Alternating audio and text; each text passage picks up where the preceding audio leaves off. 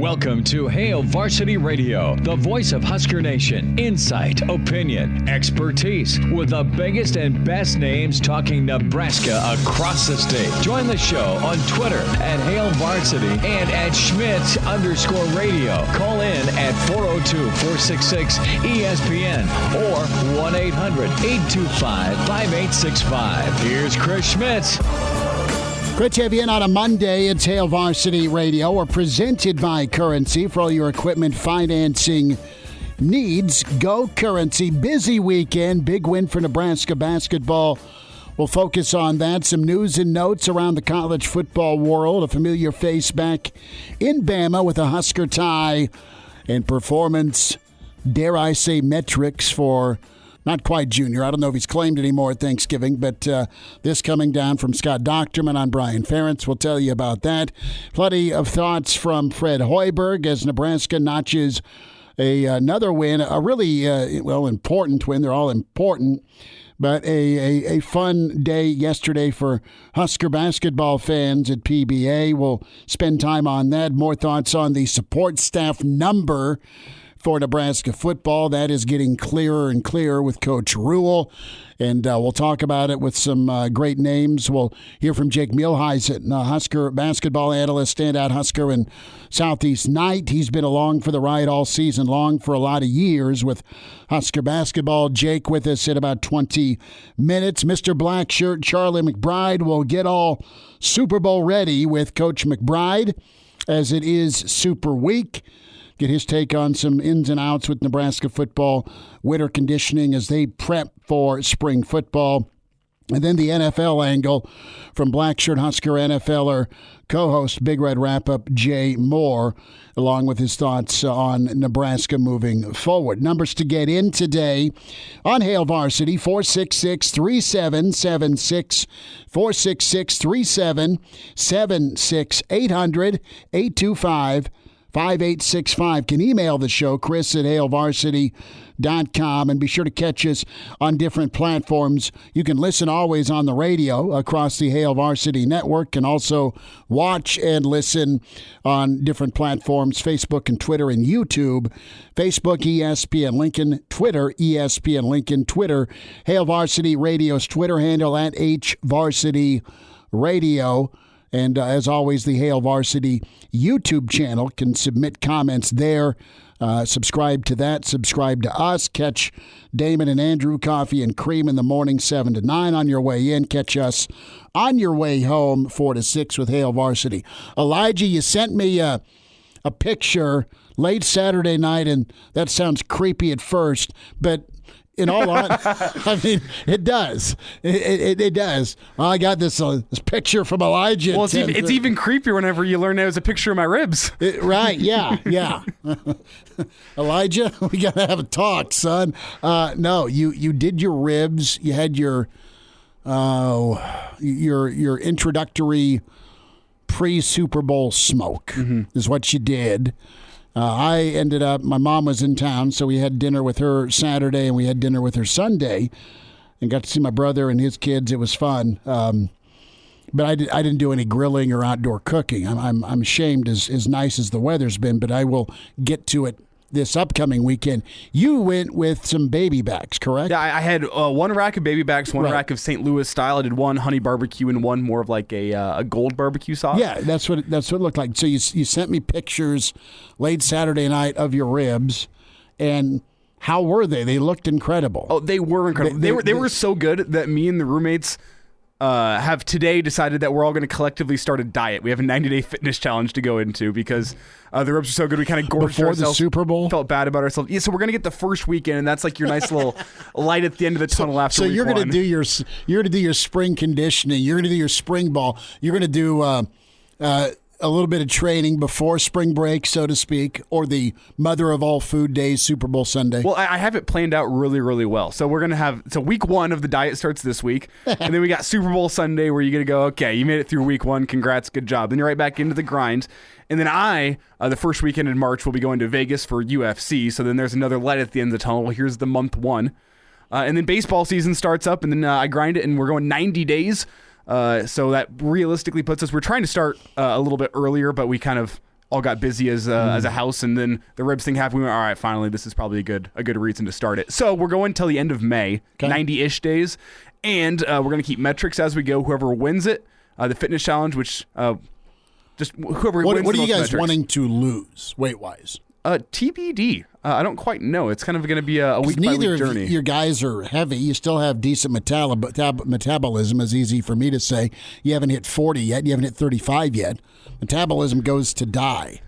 So, I mean, I put on 5 pounds since summer, and that was enough for me where I went, okay, let's rein it in here, Elijah. So I put on 5 in a week. So I think the metrics we're looking at, which we haven't put fully in place yet, is total weight lost, body fat percentage lost, muscle mass gained, and then who's got the most impressive before and after picture. So we got 4 metrics for 3 roommates, so someone's got to win. So you're going to go from taking pictures of ribs to a weekly status update to you. You're going to go.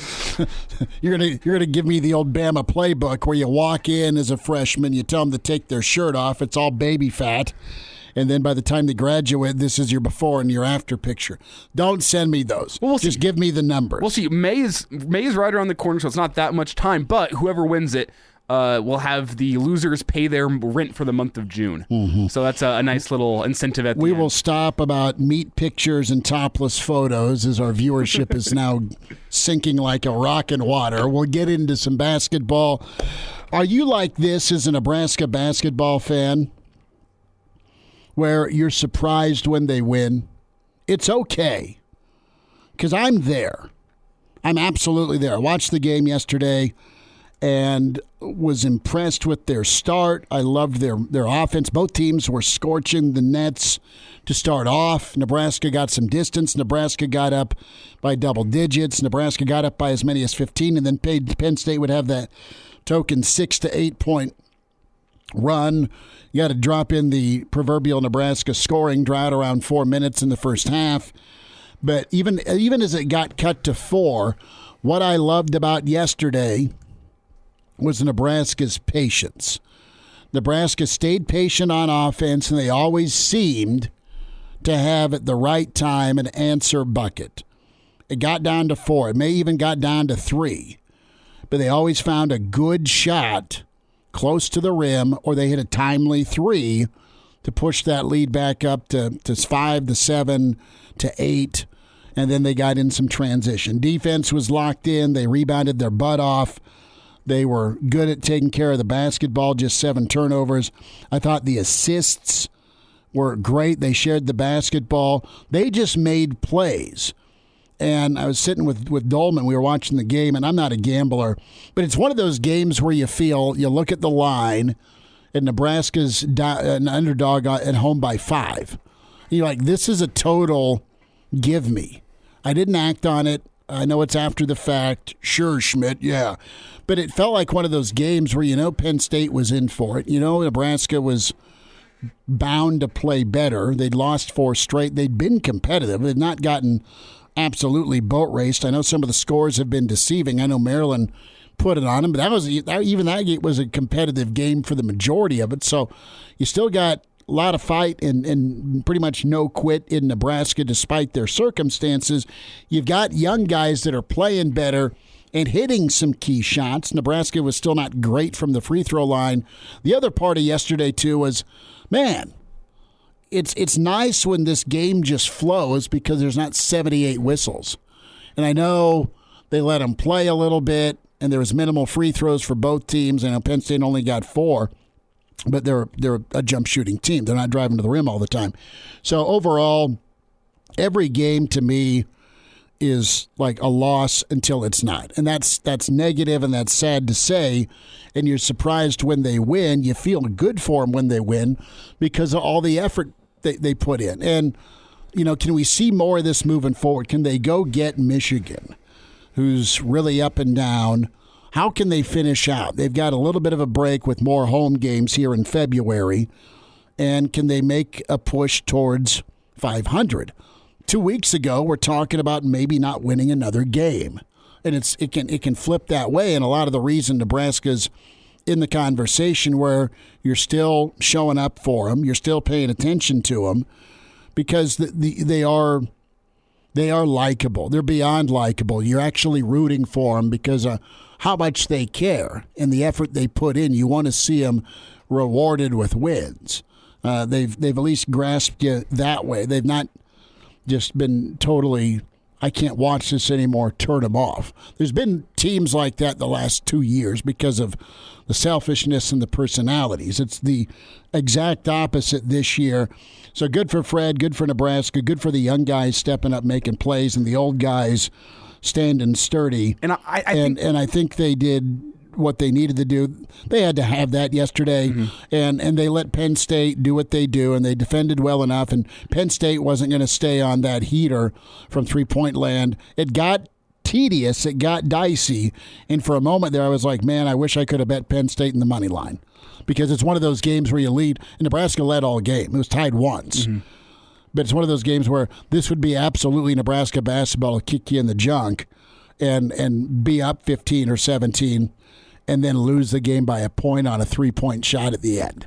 That's what Nebraska basketball has done to you, the Nebraska basketball fan, in the past. Now, I think one of the most encouraging parts about yesterday was the fact that you have three players I think you could reasonably make an argument for to win player of the game. And obviously Kisei is probably going to be first in the power rankings, but you had three guys that were making crucial plays down the stretch of that game to secure the win, with Derek Walker, him doing the dirty work down low for rebounding. I know he only had 6 rebounds. His assists were gorgeous. I was getting there. I was going to say, but the rebounding only ends up with 6 rebounds. Could have had more, but a good team rebounding effort and getting the one guy out of there down low, it freed up some other guys to rebound. You have Jamarcus Lawrence. You just hit on the passing of Derek Walker, but those backdoor cuts in that second half were huge. Finding a couple. Those were the smart shots. Yes, and then you have Jamarcus Lawrence. He hit some big shots down the stretch of that game as well, and I think he's probably third in the power rankings of potential player of the games yesterday. But from where he was a couple of weeks ago to what he was yesterday, he's shown some strides, and he hit some big shots down the stretch. And then Kisei with the 30 points. Always felt like when Nebraska needed a bucket, when Nebraska needed somebody to make a shot, Kisei would step up and make that shot. And just that Nebraska was able to have 3 guys all step up down the stretch is what allowed them to get that win. And I think it's the most encouraging thing I saw yesterday. Yeah, they weren't so reliant on as big as Walker is. It didn't have to go through him offensively. It didn't have to be Griesel at the free throw line. I mean, it was Sam Hoiberg with some key free throws. It was Lawrence, that key 3. And then Kisei always had an answer and was so good. 7 for 8 backdoor cuts without the basketball. And was very, very consistent from 3. It was the 3-point shooting that opened up those backdoor cuts because he'd fake a little cut one way, the defense would bite thinking he's going to try to free himself for a 3, and then, boom, backdoor's wide open. It was. And how sustainable is he? Like, he had been starting, then he went back to the bench, and now he got the start again yesterday. I mean, it's a fun moment. You're going to remember that, where Kisei went for 30. Some of you are warming to his personality, or at least how demonstrative he is on the court. So he drives some of you nuts, totally get it, but his production can't be noted. He is a good ball player, and while still a liability defensively, there's a guy or two on that team that they're not great defensively. They're more effort guys than just naturally skilled, but they can make up for it if they're on the offensive end. And with Kisei, the thing that you don't want it to go from efficient and wow to forced. And I think there's been times in his career where he's absolutely forced it. And it's been kind of that team identity in the past where you've had a bunch of guys that just jack one up because they don't know if they're going to get the ball back. You don't have that element, really. They're really spaced out. They move well without the basketball. It's good flow. And they're just really looking for the best shot.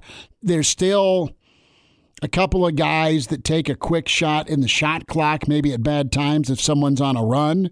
It's not even into the pool of hero ball. But you'll see a guy like Breidenbach will come in and he'll take a 3. And he's not a great 3-point shooter, but he's hit enough that's an okay shot for him to take per his coaching staff. Breidenbach's one of those guys, every time he lets it go from 3, you're going, no. Then it goes in, you're like, all right. And same with Kisei. I mean, the deeper he gets from 3, you're like, dude, what are you doing? But he was feeling it. He hit it. The heat checks went in for the most part. There was only a couple of, what the hell was that, clankers. But overall, man, you love the effort. They get the win, and we'll see if they get a disinterested or an interested Michigan team on Wednesday night. And, I think we can all agree the wins and losses moving forward don't necessarily matter. How it looks. It's how it looks if you can squeak out a couple. I mean, yesterday looked great. Mm-hmm. I think that's the most encouraging thing. If Nebraska and it was still dangerous. You're like, I got to piss this away. Yeah, and if Nebraska ends up losing that game, as you said, like a three-pointer at the buzzer, you'd feel disappointed. But I think you'd feel at least encouraged by some of the play moving forward. And I'm not one that believes that the wins and losses is the be-all, end-all for Fred Hoiberg to finish this season. It's important, yes. I don't think it's the be-all, end-all. It's great to get a win like that yesterday. Can you stack good performances, though? I'm not necessarily worried about stacking wins, especially with a team like Michigan coming up, but can you stack good performances on top of each other and go into a tough place to win in Michigan and go at least put up a good effort? Well, and with Nebraska basketball fans, there's a section of the crowd, and they've got a valid point. Look, it's year 4. It's beyond the good try, good effort. You got to be winning some ball games, and based on where they're at, the reality they're at with their youth, it's going to be what it looks like to end this season. Jake Muhleisen's next. And now, back to Hail Varsity Radio. Back to it at Hail Varsity Radio. Still smiles with Nebraska basketball down in Penn State, part of the Husker Network. Great coverage on Nebraska basketball. Jake Muhleisen, standout for the Big Red. And, of course, great ball player for Lincoln Southeast. Jake, thanks for the time. Are you still grinning from yesterday? Thanks for popping by. What an atmosphere, man. Yeah, well, thanks for having me on, Schmidt. It was an awesome atmosphere. You kind of wondered with the nice weather outside and Nebraska sitting at 10-13 before yesterday if the fans are going to show up. But, gosh, it was awesome. And I talked to a lot of people today at work that they were talking how good the atmosphere was and the energy in there. And then, obviously, you're smiling. And whenever KZ drops a 30-piece, it's pretty fun to watch because, he has so much fun playing out there, and he puts on a show for the Husker fans, that's for dang sure. Well, he was hot, obviously, 30-burger, which was great, and his reactions and mannerisms are priceless about every shot, about every trip down the court. I got a kick out of Fred, his subtle little, don't let a guy come back down and bust one in your face, but it was entertaining to see him do his thing. And, what's this season been like for you and for Kent and the crew? I mean, so much energy and effort every time the guys go out. It's not always gone the right way for Nebraska basketball, but it's just a different, mentality or feel with this squad. I agree. And I'll just start with this group and coaching staff's just so easy to cheer for, and they're great guys to be around and traveling with them. The players are, super nice to everyone. They seem to get along. The coaching staff is it just feels like a family, and you can see it on the floor. You can see it amongst players and coaches, and they just play hard. They started off this year, and it's been kind of a year of ups and downs, and but they created that identity of, hey, we're going to be hard-nosed and physical, and our identity is going to be on the defensive end. And then obviously you lose Bandamel and Gary, our two best defenders. So now we're trying to recreate what our identity is mid-season, which is hard to do. But I think we played some really good basketball. Obviously we had Purdue on the road. Should have won that game. But we played really good basketball, and now some different guys are having to step up, and it's been kind of neat to watch some of those young guys in Denham Dawson and Jamarcus Lawrence and even Sam Hoiberg really come in and fill some roles left behind by Gary and Bandamel. But I think Jamarcus Lawrence is going to be, hopefully he sticks around for a long time, but I think he's going to be a really special player for the Big Red. Jake, I want to get to those young guys here in just a second, but first you mentioned the identity aspect of things. Do you think after yesterday that this team has an identity that they can fall back upon to finish the year? I think so. I think their identity is still defensively, but it's not the same thought process of, hey, we can line up. We have we have 5 dudes that can really guard one-on-one. We're doing more, just a team approach defense where, hey, we know that we don't have a couple guys out there that are elite defenders, so we're really in the help side defense and really trying to change things up from we go from man to zone and that whether or not going to trap the post. So really trying to keep teams off balance. But I think I saw yesterday that we really tried to push the tempo offensively for the first time in a while. I think you'll see that more the remaining games simply to see, hey, can we push the tempo off a defensive rebound? And if we can get an easy one, you saw a couple in transition when Casey got a 3. You saw the one we passed up ahead to Sam Griesel for a dunk. So I think we'll see if we can get some easy ones in transition. But I think the identity is still going to be defensively, but they're still trying to find each player's roles now because everybody's role has now changed. Jake Muhleisen with us, Hail Varsity Radio, Husker color analyst at Jake Mules, where you find him on Twitter. You catch him and Kent with Nebraska basketball broadcasts on the network, and our affiliate 590 does such a great job of coverage with the Big Red. Let's talk Fred, and he is such a pro, but he's also a high-level teacher. And Jake, speak to the buy-in he's got from the kids this year, young to old.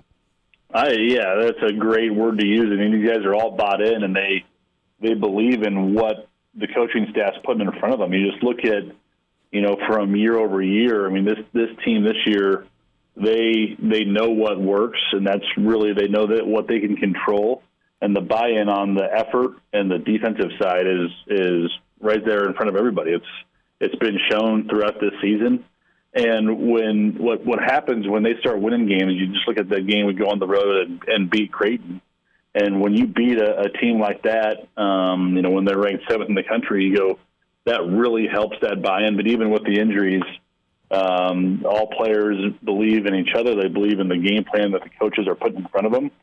And just look at the game plan we put out yesterday against Penn State that Fred and his crew did, and it was executed almost to perfection. And so when you win a game like that and you execute the game plan, that buy-in becomes even greater. So hopefully, that blueprint worked. That's the recipe for success. So how do we apply that same mentality? And to your question earlier, how do we apply that same identity to now moving forward on the road at Michigan on Wednesday? If you were to give me, and I'm not asking for a favorite, but just with your analyst cap on and the former player background, who's been the most important guy this year for the Nebraska basketball team? That's a great question because I think you could argue a couple of guys, and primarily, Derek Walker or Sam Griesel. I'll probably go with Sam, simply because he handles the ball, majority of the time, and he has that responsibility where, Derek handles a lot, especially if we're big, but Sam has that basketball a long time, and sometimes in games where pressure is applied to him, St. John's and some of those, it's a lot of responsibility and takes a lot of energy out of a player. So I'll put Sam just because he can guard 1 through 4. And then his ball handling, getting the team in the right sets, pushing the tempo on offense, and really kind of being the engine that runs that offense. So Sam and Derek are obviously bringing the leadership, but on the flip side of things, now some younger guys having to step up, and you mentioned them just a little bit earlier in the interview, but when you look at Jamarcus Lawrence and Denham Dawson, Sam Hoiberg, what kind of strides have you seen from those guys as they've stepped into bigger roles over the past couple weeks, and what does Nebraska need from them moving forward? Yeah, I think it's been kind of interesting to watch because they obviously weren't getting a ton of minutes, those 3 guys combined. And then you lose Gary and Vanderbilt, and they're kind of forced into a role that they weren't planning on getting. They were kind of starting to feel comfortable in what their role was. But you get thrown in the starting lineup, and that changes. And, none of them shied away from playing big minutes, playing 20 or 30 minutes a game. Start with Denham Dawson. I mean, he's not going to be a huge scoring threat for you. I mean, he's shown that he can score 5, 7, 9 points in a given game and knock down some shots from perimeter, but he's a great athlete, can get to the rim. He's smart with the ball, but then what he really does as well for this team is he fills that role of Juwan Gary, where his size and athleticism can really guard 1 through 4. And you saw that yesterday. He was guarded 1 through 4 on Penn State. He did a great job against Shannon at Illinois when we were out in Champaign last week. So he's just a guy that's really stepped up in his role. And then Jamarcus Lawrence, and what can you say about him? That three that he hit yesterday with a minute to go was just huge, and he's gaining more and more confidence. You saw early in the year that he was a little bit gun-shy, not only shooting the ball but when to attack. But right now his confidence is growing. You saw him throw that pass between the legs to Keze yesterday. So he's gaining confidence, and he's a really good defender as well. He was on Jalen Pickett a lot of the time yesterday, did a great job one-on-one. And then Sam Hoiberg, I mean, what do you say about that guy where he wasn't playing at all? He comes in and drains, what do you make, 14 or 15 points at Maryland, and really was the catalyst off the bench that got that team going.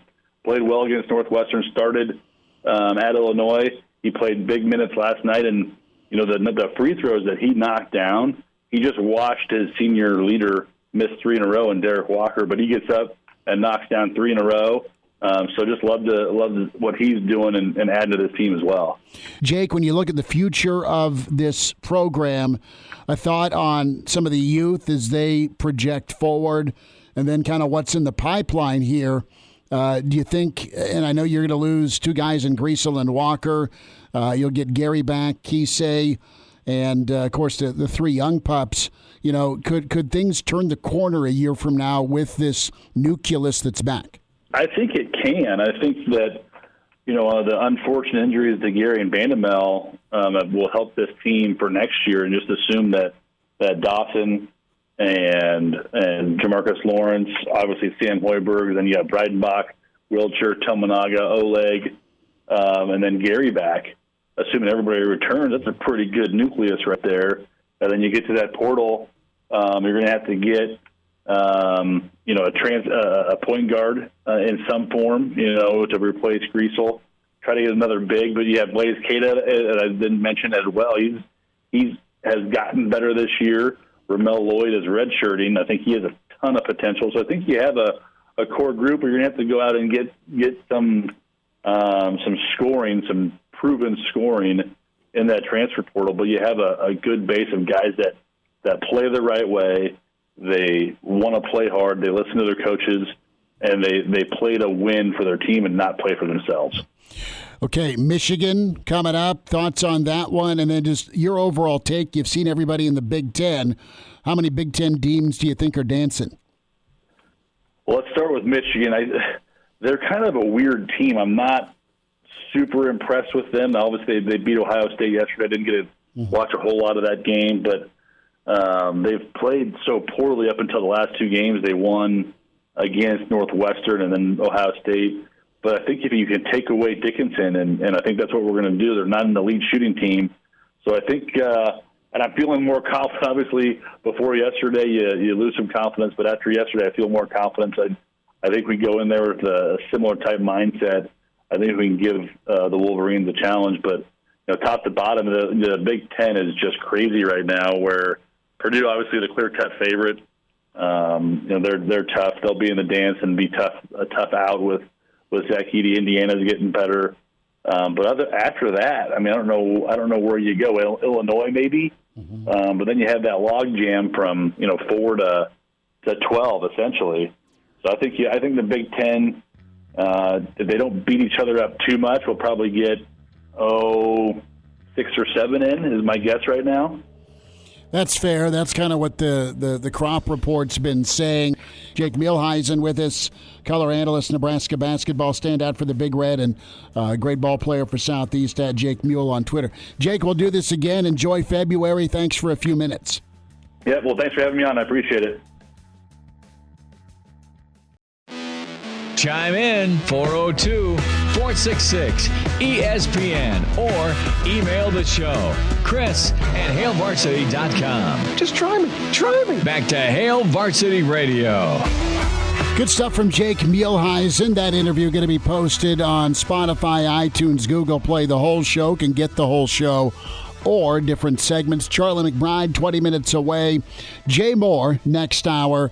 Open phones here till 5 at 466-3776, 800-825-5865. So some real heat towards Brian Ferentz and Iowa football. So last week you had a media session that was Iowa's signing day, and more and more questions lobbed at Captain Kirk Ferentz, about, all right, are you going to keep your staff? I.e., are you going to whack your kid because of how poor the Iowa offense was last year? And Kirk's been coaching for 24 years. He's won a lot of ball games in Iowa City. He's not really fireable with the way he keeps winning, first of all. And second of all, his contract has always protected him quite a bit. And he just deflects. No. Is the offense great? No. But listen, I think 24 points, I'm paraphrasing, but 24 points a game is pretty darn good in the West. It is. I mean, they wasted the mother of all elite defenses. The 09 Huskers look at last year's Iowa offense and say, man, ours was not great, but at least we had a kicking game and a run game.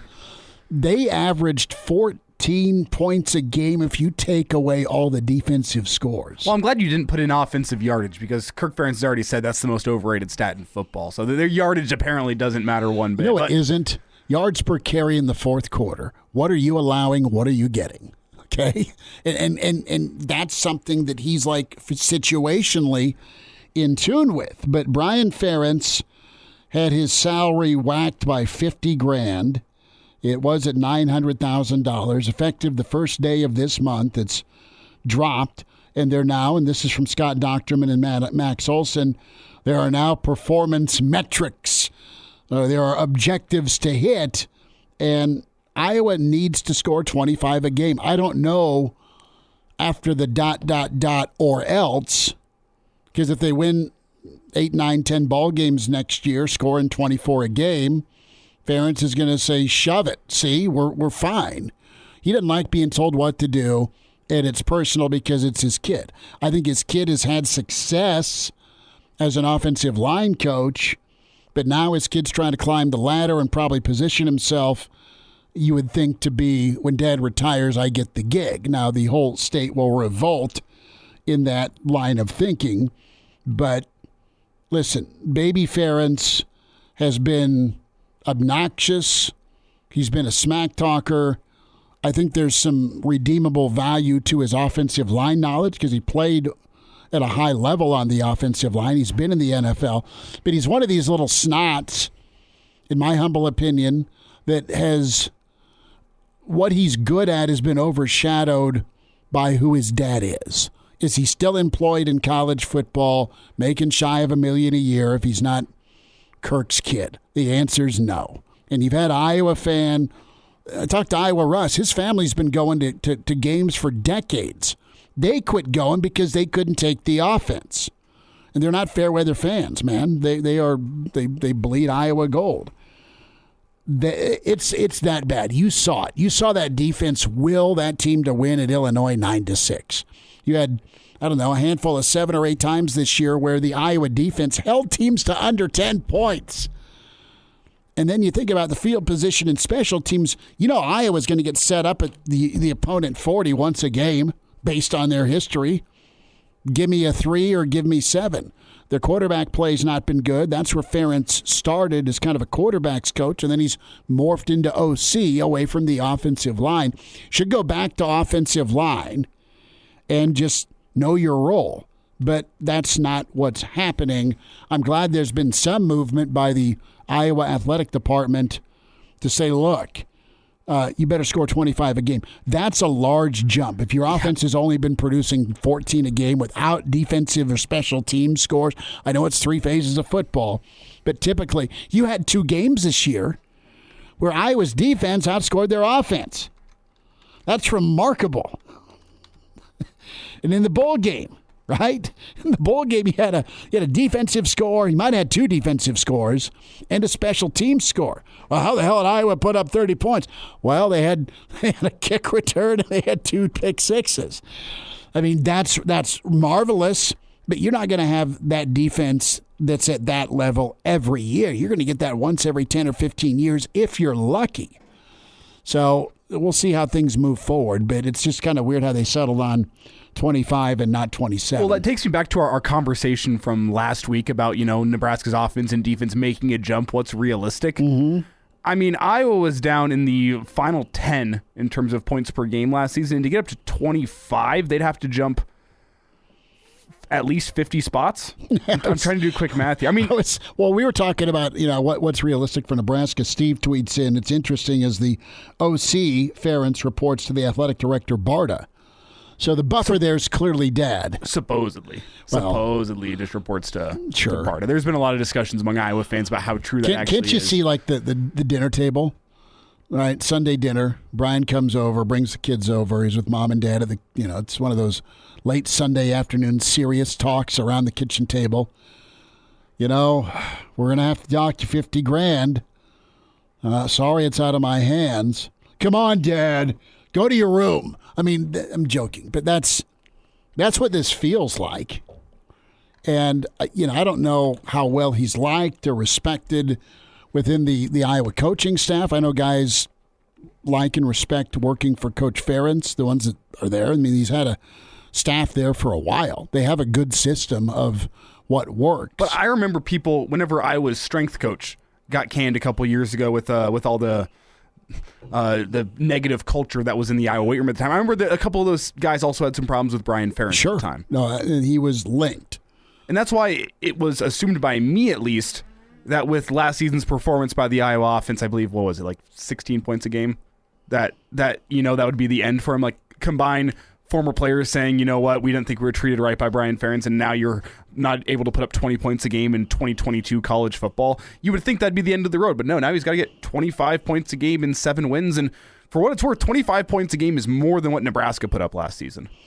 Well, 25 a game. You have to remember that also combines the couple games where Casey Thompson was unable to play and Nebraska's offense looked like a mess. 25 a game in the Big Ten West, like the key number's 30, right? You score 30, you're going to win most of your Big Ten games. You're going to have slugfest against Wisconsin. You're going to have your slugfest against Iowa and Illinois, where if you get to 24, you've done pretty good. But it's usually a special teams play or a big play that does it in. What's going to get you consistent points, and it's going to be no turnovers, it's going to be field position, it's going to be run game, it's going to be run defense, and then limiting big plays on offense. I mean, you look at what Nebraska did, is inconsistent as their offense was. Purdue was your Big Ten West champ. They escaped with their life because they got palmered. And then Iowa absolutely got palmered. They couldn't match up. Their key defensive back went down. They had no answer. And Casey kept chucking it deep because he had time to do it. And there you go. Nebraska exploded for an early part of that ball game anyway. We'll wind down hour one. Charlie McBride's on the way. Hour two at Hail Varsity, presented by Currency. And now, back to Hail Varsity Radio. One final time, it's Hail Varsity. We're presented by Currency. Chris Schmidt, Elijah Herbel. Find us on Twitter at Schmidt_radio and at Herbal Essence for Elijah Herbel. So we'll get Coach McBride's take on Texas. Lots been talked about and written about with Coach Rule at the Texas High School Coaches Association over the weekend. We'll talk about that Texas emphasis for Coach Rule in Nebraska and how it worked once upon a time for Nebraska in the Big 12 and just why or the reasoning they went away from it. I understand it. You weren't playing there every year and you weren't hosting anybody from there every year once you moved to the Big Ten. Nick chimes in. He says Nebraska should dominate the Big Ten West. I think that's what the Big Ten was banking on when Nebraska left the Big 12. Annual Nebraska, Ohio State, Michigan matchups, and we just plain suck. Yeah, you don't have a lot of wins over Michigan. You almost had one 2 years ago. During the Amir era, you went 2-0 against Michigan, 12-13. And then in 2011, you did not win. You got throttled in 2018. You've not had Michigan visit a lot, just 2 times since you've lived in the Big Ten. They'll be back for a third year this year. You're kind of trading out Ohio State for Michigan. But that's absolutely why you go get Nebraska if you're the Big Ten. They were still winning. They were still going to conference title games. back when you brought him over. And you just have the one win against Ohio State. That was the transition year with Fickell as head coach. You have a nice run during the Brady Hoke era, but you have yet to crack the seal against Urban or Harbaugh in the Big Ten. Well, and I'm no conspiracy theorist, at least on most things. There might be one or two out there. I kind of believe in Bigfoot, but I digress. I'm not a conspiracy theorist, but it is funny that Nebraska got Ohio State year in, year out. You're playing Ohio State, and then as soon as Michigan starts getting up to national relevancy, you swap out Ohio State for Michigan. But that's why you get Nebraska, is because whether they're winning 9 games or 3, people are still watching, and they want to see that matchup on ABC or NBC or Fox or whoever the hell, because it's the helmet game. It may not be any semblance of what talent needs to be, but you think that can change. Finally, you get it right here if you're Nebraska. Reminder to get buckled up. Hands on the wheel, eyes and mind straight ahead. The driver has one job. That's to drive a message from the Nebraska Department of Highway Safety Office. Now, Nebraska's been a disappointment in the league, and they're trying to fix that. And Nebraska also brushed back with Kevin Warren during COVID, and Nebraska's going to be used. They're going to be used because of their brand and their viewability. And I mean that as they're recognizable, so they're going to be in prime time. They need to start living up to it. They're not going to get kicked out of the league. But then insult to injury here, you're not winning these helmet game matchups, and then you're getting scheduled year after year. Okay, who's Nebraska going to take on? Well, we need eyeballs to start off the season, so it's going to be Nebraska at Minnesota on a Thursday night. And that is getting Ohio State and Michigan treatment. It is, because who's opened up the Big Ten the last few years? It's been an Ohio State or a Michigan in some instances. In some instances, it's been Northwestern and Purdue. Or Penn State opened up last year at Purdue. So that's where they're at. Hail Varsity, presented by Currency. For all your equipment financing needs, go Currency. We'll talk scheduling with Coach McBride as he's up in 10 minutes on Hail Varsity. Welcome to Hail Varsity Radio, the voice of Husker Nation. Insight, opinion, expertise, with the biggest and best names talking Nebraska across the state. Join the show on Twitter at Hail Varsity and at Schmidt_radio. Call in at 402-466-ESPN or 1-800-825-5865. Here's Chris Schmidt. So we have a tweet out to Mike Babcock. There is footage and video of one Bill Walton promoting his next NBA game, and he is in full tie-dye toga in his little Grateful Dead room with bubbles everywhere. And there's action figures between little bobbleheads of NBA players and members of the Grateful Dead band. So I need to know from Babbers before we talk to him Wednesday if he's got any action figures of the Grateful Dead. I know he's got a few Husker bobbleheads in his office. Well, what's funny is that's not even an out of the usual day for Bill Walton. That's just Bill Walton. That's just Monday. He's got some shaman gear on, and he's got some giant walking stick. Now, I don't know that Coach McBride's a big Grateful Dead fan, but Coach McBride, good to be with you. You're a big Jimmy Buffett guy, aren't you? Oh, a little bit, but Grateful Dead's pretty good. Okay. Queen, some of those, I wasn't completely out of it.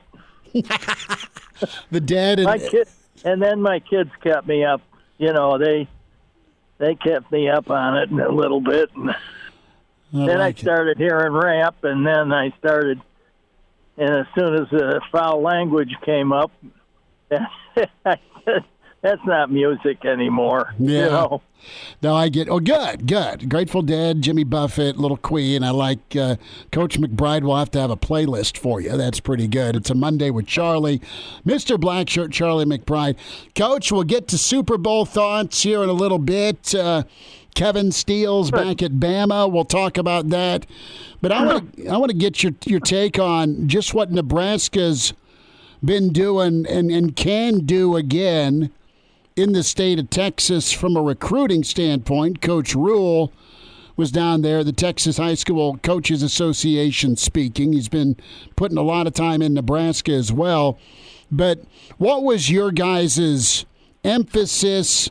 How much did you lean on or want to be successful when it came to recruiting in the state of Texas, and how were you able to do it?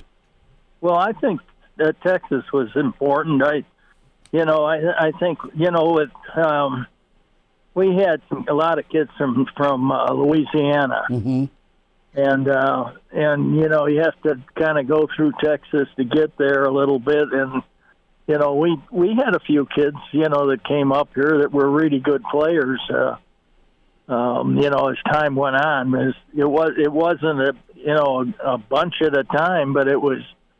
Yeah, we might probably have 1 or 2, 3 a year, in that range, and but they were in there. But it's. I think it's important when you have a person like that has those connections. I was on the school board. I was on the coaches board as a board member, kind of emeritus in Arizona, and when I was living out there.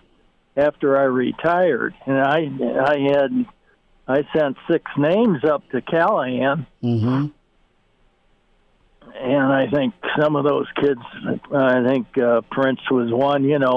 Some of those kind of kids. There were 6 of them. One kid ended up with a bad shoulder, but I think 5 of them played. Were players, and 3 of them played in the NFL.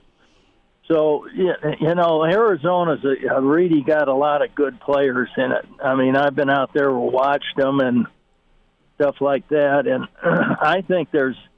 I still think there's a lot of good players in the small parts, small towns. And Texas is really, West Texas is.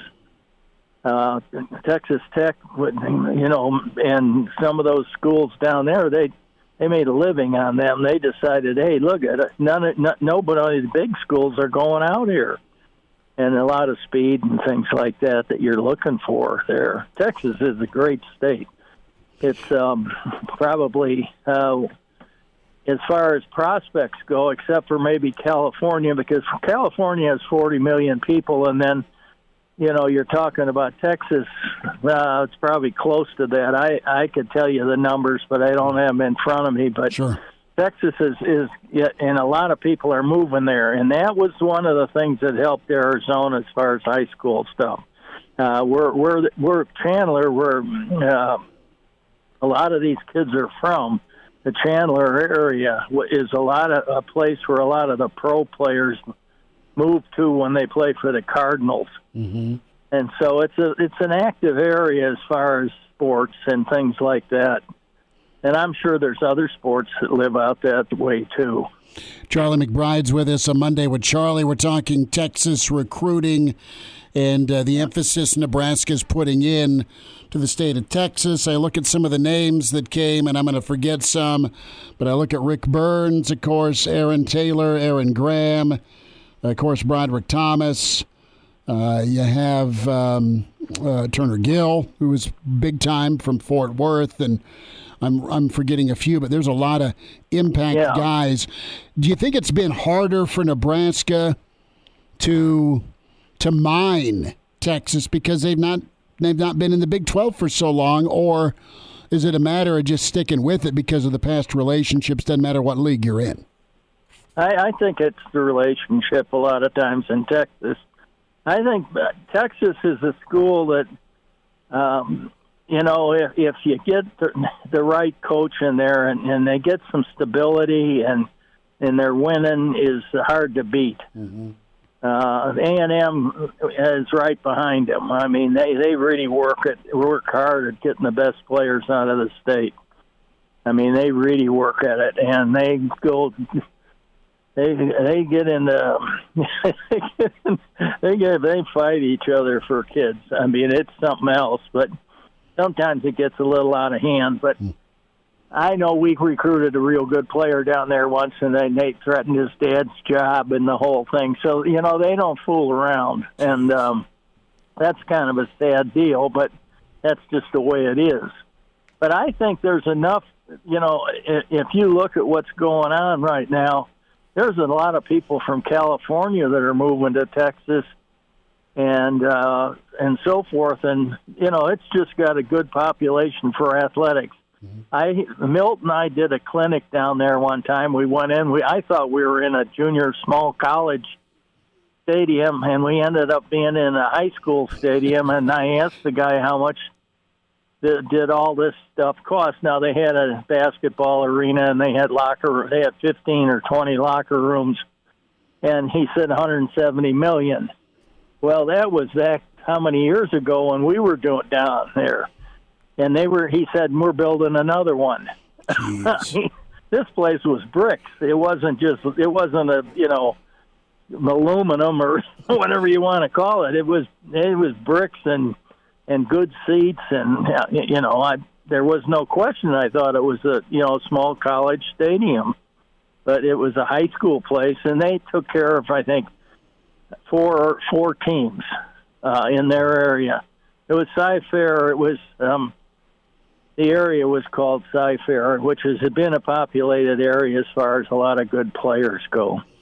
Can't forget Kenny Walker and of course that's one of the guys you recruited from Texas that was pretty big time. And Junior Miller was from Texas. Yeah, that's a name. That's a 4th pick overall. Mark Benning was from Denton, Texas. In fact, Mark's dad played for Bob Devaney at Wyoming. Okay, and that's how we kind of got in on that thing. And he was a great player for us, and Mark was. And that area is. I mean, you point at what area, they're all full of players. And when you look at the Dallas area, you can sit there and count the number of little towns and so forth. Now, I got a bunch of names, and we need to get, like myself, I need to get a lot of those names that are coaching to these guys.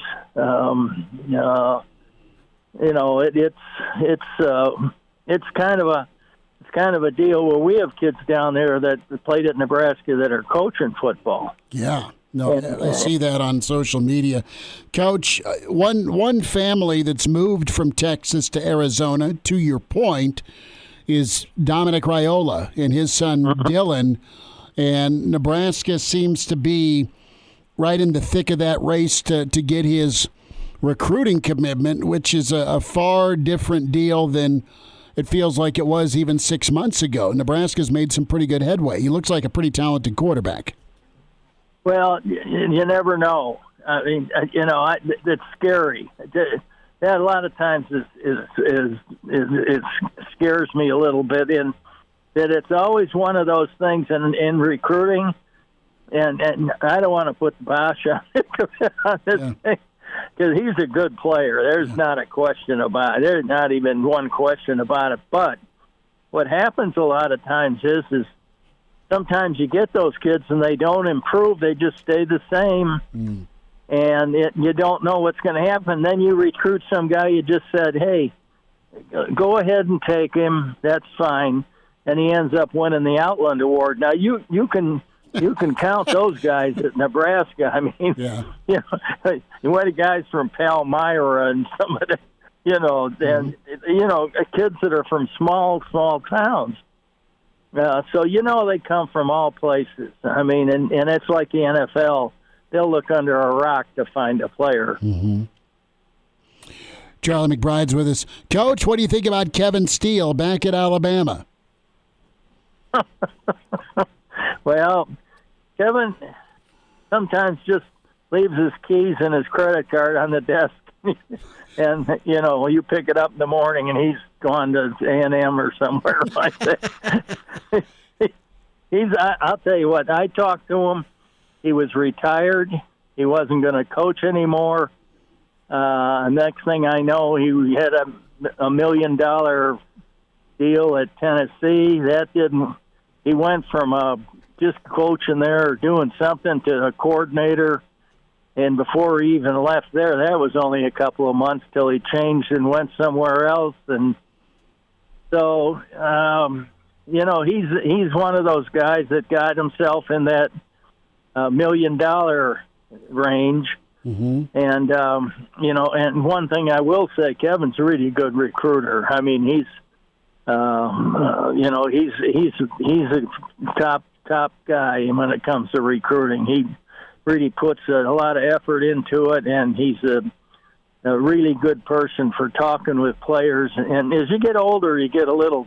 That's one of the reasons I could see myself. I mean, you can kind of see yourself a little bit going downhill, and it's kind of the age group. Mm-hmm. It gets a little bit that way, and I could feel that one a little bit in some ways, not with the parents, but with the players. Sure. Well, Steele's back. I mean, he's been at Clemson. He's been at LSU. He's been at Auburn. He's been at Alabama Just twice. left Miami. Was it Miami? I mean, he's been at the recruiting hotbeds, man. He's making good money, but he's still an ace recruiter. I don't know who's paying him now. He was at Alabama before, so that's not a new experience. They know about him and things like that. And that's a smart, if he's going to coach, that's a good person to have on your staff. Tell me about the Super Bowl real quick, Coach. Couple of minutes. Thoughts on Philly and Kansas City. Who wins on Sunday? Well, I think, the soundest team, I think, is probably, if you're just going to, play, it's probably Philadelphia, but Kansas City's a little bit in the spectacular mood. You know what I'm saying? They have a lot of things they can do with that quarterback. I mean, the guy that's the head coach is really special. Andy Reid, yeah. Yeah, he's been around the horn a few times, and he pulls stuff out of the bag, and he's good at looking at teams and just saying this is what we have to do, and that I give them the advantage for that, and I think Bieniemy's turned into a pretty good coach, and he may end up with a head job, although he may have already been promised, the head job at Kansas City, sure. On retirement, but that. So you don't know where he's established. There's so many things it takes in your family life. You got to be careful. Mm-hmm. Well, it'll be a good ball game. A lot of Husker flavor to it with DiCaprio, Boodle, and Ndamukong Suh. I'm like most of the people around there. I'm kind of a Kansas City fan. We didn't have anybody to really cheer for, so most of the people up in Nebraska are Kansas City people. So I'm going to stick with them. Well, you weren't a Broncos guy? Didn't you play for the Broncos for a little bit? They suck. I mean, no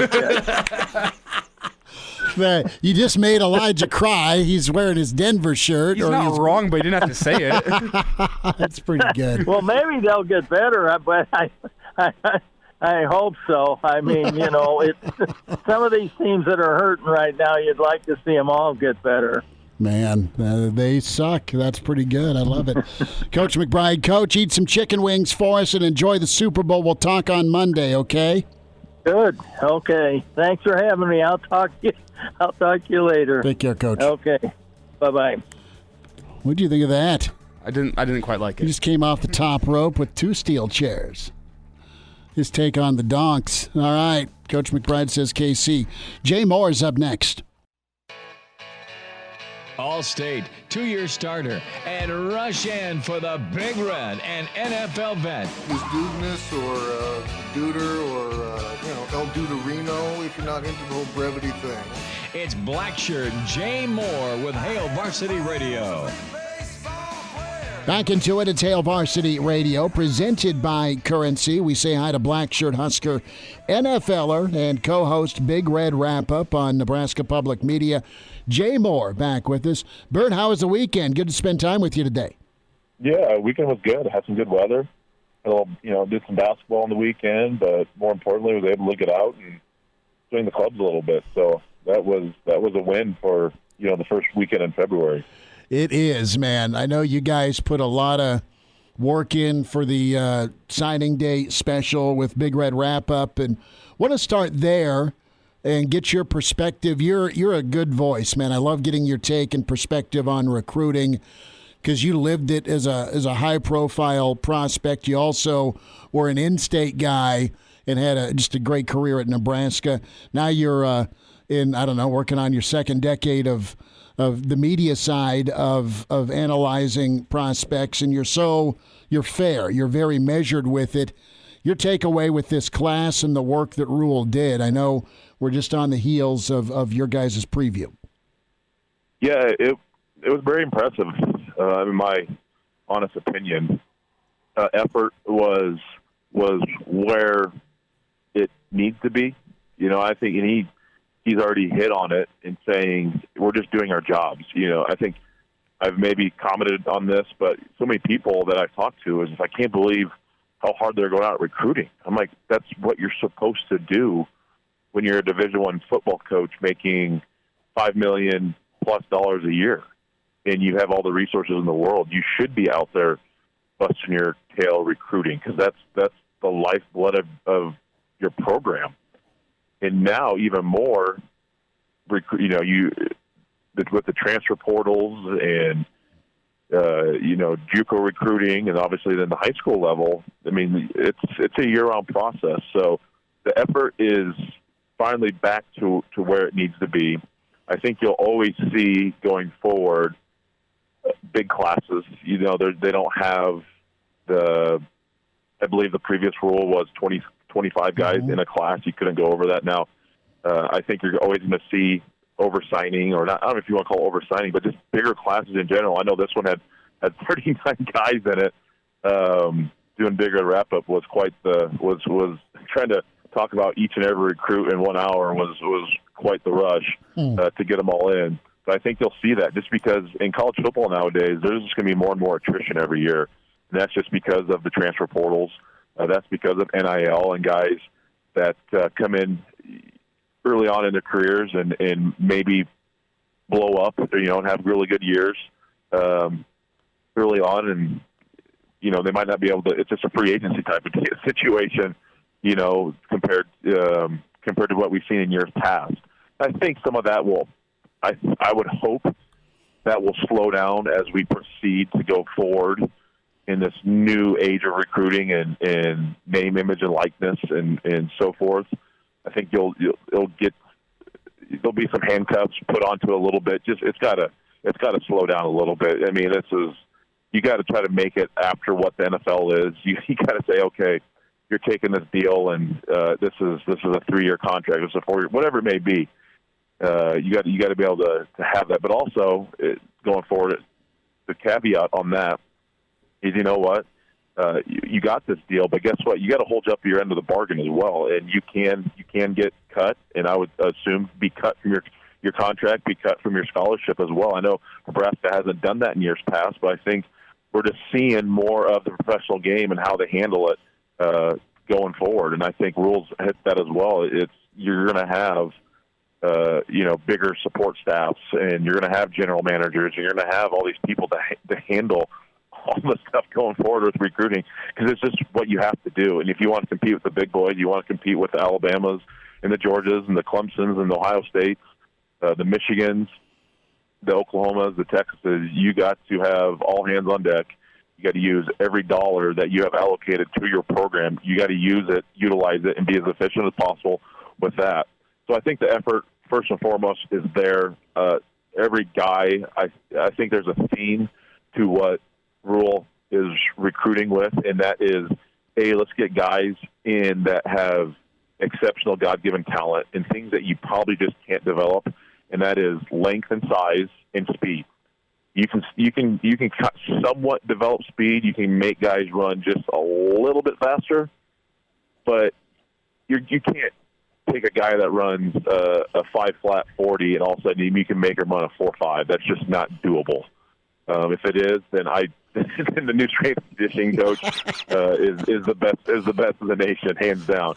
So I think that's what they're going after: long, lengthy guys that you can add size to and still be able to keep them athletic and you're able to keep their speed up. So I think you see that, and then they're just looking for good ball players, man. Good football IQs, high character guys. And then you get that, you build that up, and then you're able to go and again pull guys from the transfer portal. Obviously, you get 3 guys from Georgia, you get 3 or 4 guys from Florida coming in. So you're able just to kind of supplement holes where you need some short turnarounds, but also realize that you've got to build your program from a foundational level through the high school recruiting. And I'm talking that's at the offensive line level, and that's at the defensive line level, and so on and so forth. That's where you build your foundation of your program. And again, if you lose a guy to injury, or you lose a guy to you're able to get a guy that leaves early for the draft, boom, because you've already kind of built that developmental foundational program that he wants and that we need and that's been missing for many, many years. But then also, you can go and grab a receiver, a tight end, a running back, a DB, a safety, a linebacker, any other position from the transfer portal, hopefully fill that short-term need, but knowing that you also do have guys that you're developing, from the ground up to be able to, step in and create that competition as well going forward. It's a great balance, short-term need, fill the void, so to speak, but also the long-term commitment, the plan of getting guys seasoned for 2 to 3 years in your program with your system and then turn them loose versus throwing them in too early. And too many times you've seen guys that are good football players struggle because they've been thrown in, and you wonder about confidence level, or are they beaten down because, guys, you fail in football, you do, but you're not used to getting it handed to you. There's a big difference. So I love the balance that Nebraska's going with. Jay, real quick on projecting, the way that Coach Rule likes to look at fit, and also connect in Texas, and also come 500-mile radius. It's all music to my ears. That being said, when we talk about projection, that's been an expertise of the great Nebraska years. Is that fair to say, in your opinion? Oh, for sure. I mean, that's first and foremost, I think it's just understanding who you are, and that's what made Nebraska so good for so long, and it helped having a staff be together for as many years as they were. But they just knew who they were every year. They weren't trying to be someone else, and they knew exactly what needed to get accomplished, and that's being effective, that's being efficient, that's just being smart. And I think in years past, and I think that's hurt what Scott is, I don't think he thought he knew, but once he kind of got into it and got into Big Ten football, he's like, this isn't going to, now I don't know what to do, because what I did know what worked at Oregon and what worked at Central Florida, I don't think necessarily is going to work here in the Big Ten. And I think having a firm grasp in knowing exactly what you want and knowing who you are and how you're going to go about it, and that's just what it is. That's just whether you're building a business, a college football program, a family, whatever it is in life. That's just, you got to know what you want, how you're going to go about it, and understand what your assets are, what your talents are, what your just who you want to be. And I think once you're able to kind of break all that down, that's how you become effective and maximize what you have. And you said it, on Busting with the Boys in that podcast with Will Compton and Taylor Luan, is like, I know I have good guys. I know I have good character in this locker room.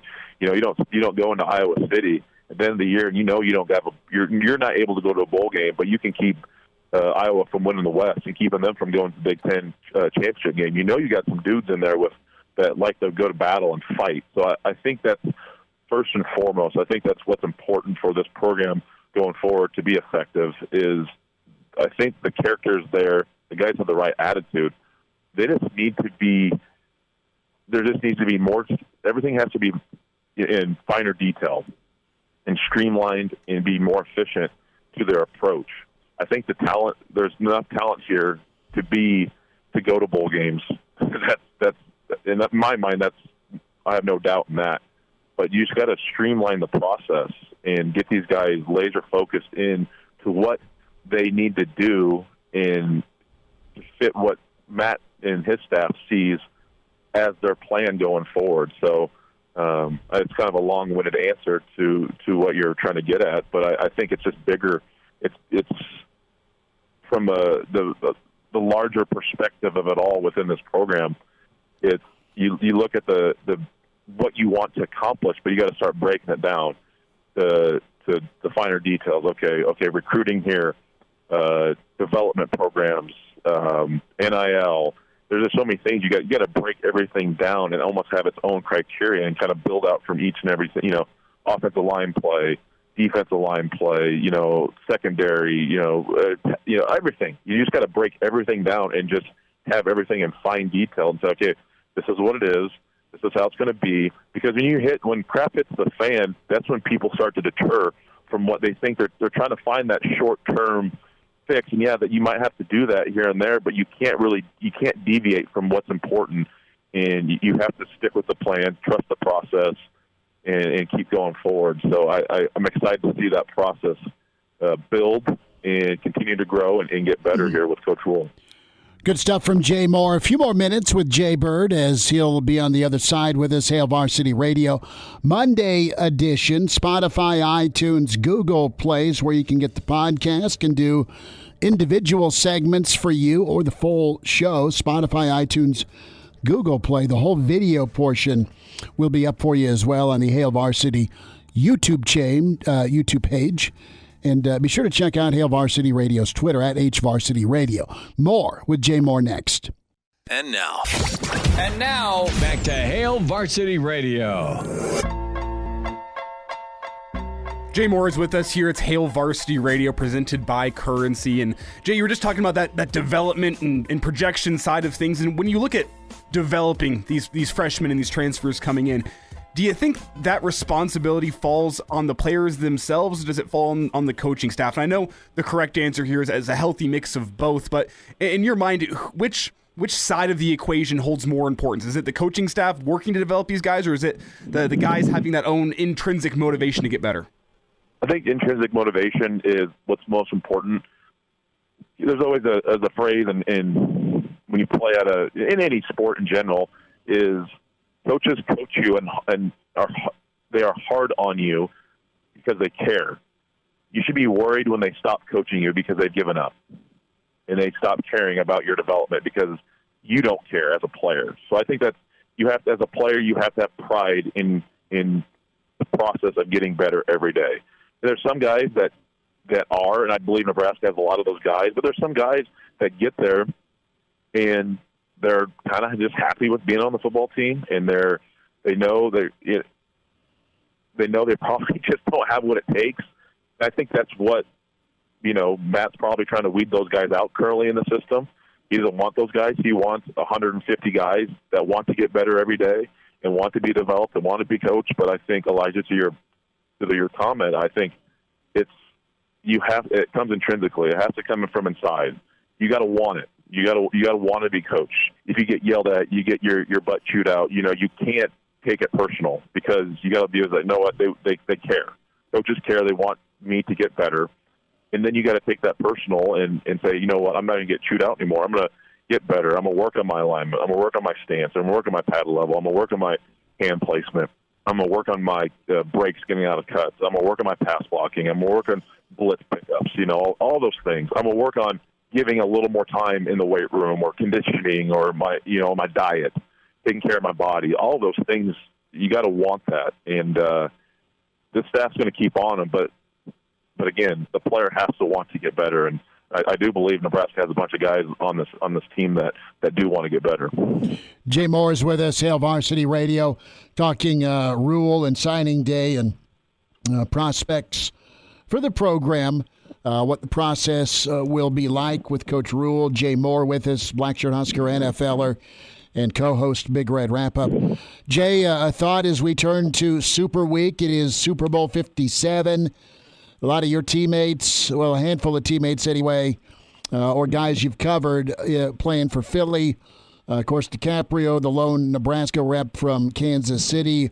He spent time with Sue in the program, and he was a pup then. I'm not calling you old. I'm just saying you're experienced. But who you got here? You got Philly. You got Kansas City. I thought the line early on was maybe -2 Philly. I'm all on the EAGLES Eagles. Fly Eagles fly on this one. I'm still bitter about the Bengals game. I'm just going to say it. I'm still pissed. The Bengals should be playing in this damn game, and so I'm all on the Eagles in this. I think it's going to be a good game, but I just think Philly is the best team, and they've been the best team in the league all year long. Just the weapons they have with Hurts and Devontae Smith and Goddard and Sanders, and the offensive line with Lane Johnson and Jason Kelsey. I mean, you just turn around defensively. They got young, athletic, fast guys on that defense that are super physical. And I'm still, with KC's wise, I think, Mahomes is going to be banged up still. That ankle, those high ankle sprains don't go away quickly. I know he's still got a couple weeks to recover, but those things linger. Their wide receiver squad has been banged up. Their defense hasn't been good. Red zone defense, they were 31st in the league in red zone defense, and that's where Philly's really good. You start getting them those RPO situations, and just with Hurts' ability to run it, you just don't know which way that it's going to go because they're just so balanced, and they can do so many things to you offensively. So I think I'm rooting for a good game. I am, but I could see Philly taking over this thing pretty quickly. That's my feel. You can take that for what it's worth. I know there's a lot of Chiefs fans around here that are listening to this interview and saying that Jay Moore guy's full, what, but this is how I feel. I do. I think the Chiefs they got away with one, and I think Philly, putting up 31 on the best defenses in the league, in the 49ers. That's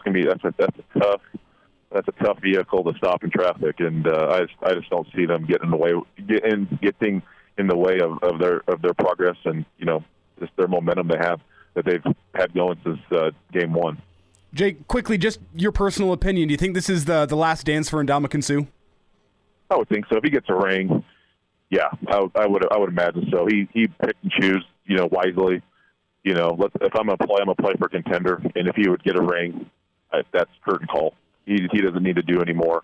I'm sure that's what he just wants, and he's had a phenomenal career, and obviously one of the best Nebraska cornhuskers ever play, in the college level, and then obviously in the NFL level. So I would assume that he gets that ring. He is done. He can go tend to his business ventures, which I know he's excited about. Do you think he needs a second ring for the Hall of Fame, or do you think he's in? I know he's played on the interior his whole career, so his career sack total is right around 65 to 70.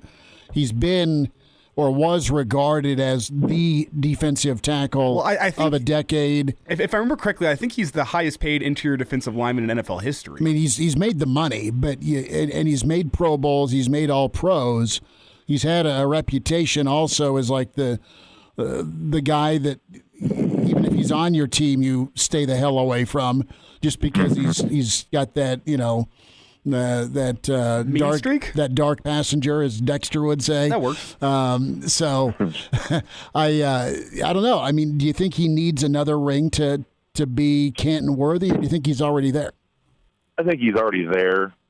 The Hall of Fame stuff gets a little political, and it'll be interesting to see how the people view and how the board of, I don't know who all sits on it, that makes these to figure who's worthy or not. I mean, yes, he has everything there. I mean, the guy, he was never hurt.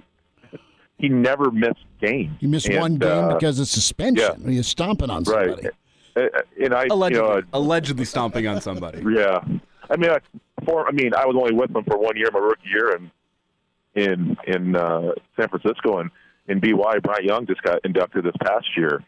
And again, guy that now he had some injuries. I don't know if Bryant was there caught one of those, the Super Bowls. I can't remember if he got one or not with San Francisco early in his career, when Steve Young and and Jerry were kind of on their tail end coming out of,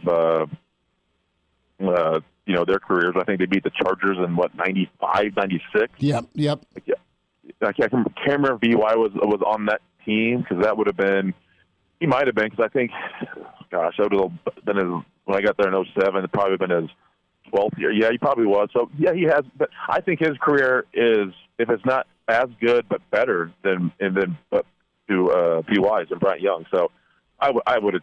He might not be a first ballot guy, but I think he'll eventually get in. He's had the career, and he's just too good, and he potentially has 2 rings, and I foresee no reason why not that Ndamukong Suh would not be in the in the Hall of Fame. 3 Super Bowl trips, working on a 2nd ring. We'll see where Suh is after Sunday. Jay Moore with us, Big Red Wrap-Up co-host, Blackshirt Husker NFLer. Jay will run you down next week. Thanks for a few minutes today. Yep, you got it. Miss us? Come here, brother. Give me a hug. Bring it in for the real thing. We're on call for you. Catch the podcast at HailVarsity.com, the ESPN Lincoln app, or download them on iTunes. Saddle up, partner. Back to Hail Varsity Radio. One final time, Hail Varsity Radio on a Monday. We'll be checking in tomorrow with Tom Rathman, Husker legend, San Francisco 49er Hall of Famer and longtime NFL coach. Get his take on the Super Bowl and on Nebraska. Mitch Sherman with us. Ron Brown will be with us this week as well. We'll run down Searles. We're efforting Lars Anderson, as Lars has, he goes way back with Jalen Hurts. So we'll get some perspective there.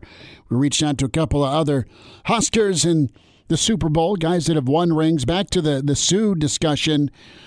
Suh's right at 71 career sacks, 199 games played. He's only missed 2 games in his career. And he's in that conversation. Sack-wise, he's not where Reggie White or J.J. Watt is at from an interior standpoint. He's probably right around where Warren Sapp has been. Sapp is in the Hall of Fame. And, what do you ask Suh to do? Well, Suh's got different stories in his career. Pretty memorable, pretty dominant in Detroit, but only went to the playoffs once, right? And that's where his 2 highest sack total seasons occurred, 8.5 and 10. Came out of the gates with 10. Then went to Miami, got paid, got a tax break, had a Pro Bowl season there. So he had several Pro Bowls and All-Pros in his first 6 seasons. Then he went to Tampa, did really well with him and Aaron Donald. Had a really good season with the Rams. Didn't get the Super Bowl win with the Rams. Had to go to Tampa to do it. But he's been not only was really good with Tampa, but was also a mentor to Vito or whatever. Vito. Vita Vea. Vita. I call him Vito. Vita Vea. But he's mentored. Italian. No, I know. He's whatever he wants to be. Okay. And then, he's come in. I could see him going off in the Super Bowl. Really. Because, you've got Fletcher Cox, you have Sweat, and then you have Linville and Suh that come in. They're the second wave. And I could see Suh, and he's familiar. He did a good job of harassing Mahomes in that Super Bowl. So, but the difference being that Kansas City's offensive line was much, much worse for that Super Bowl. But you also get fewer reps. I don't know on the second unit guys, so you're going to be. I don't know that they were better against Cincinnati. I think there's just too much Philly. I'd lean that direction as well. When you combine just the offensive weapons, with Kansas City, it's Patrick Mahomes. And he elevates a lot of guys around him. With Philly, it's those offensive playmakers going and elevating a guy like Jalen Hurts. Now, a lot of times you'll hear offense wins games, defense wins championships, and I think I'd err on the side of Philly winning that as well. But you also don't want to bet against the team that has the better quarterback. And I do believe Patrick Mahomes, maybe not head and shoulders above Jalen Hurts, but he's better than Jalen Hurts. Jalen Hurts just has better. Is he going to have to carry his team against Philly? You got Clyde back because they'll need to run the football. Well, Pacheco's earned that starting role, I think. No, but Clyde's a good check down guy. That's what I'm saying. You can put Pacheco in the slot, honestly, and still run it. So we'll see where things go. But Suh, don't forget, Philly went out to go get Suh and add him about 8 or 9 games into this season. They wanted a little more insurance on the interior. But he is in the sunset, married, twins, just financial guru, so it'd be good to see him go out. Back at you tomorrow at 4, a Tuesday with Hail Varsity, presented by Currency. Thanks.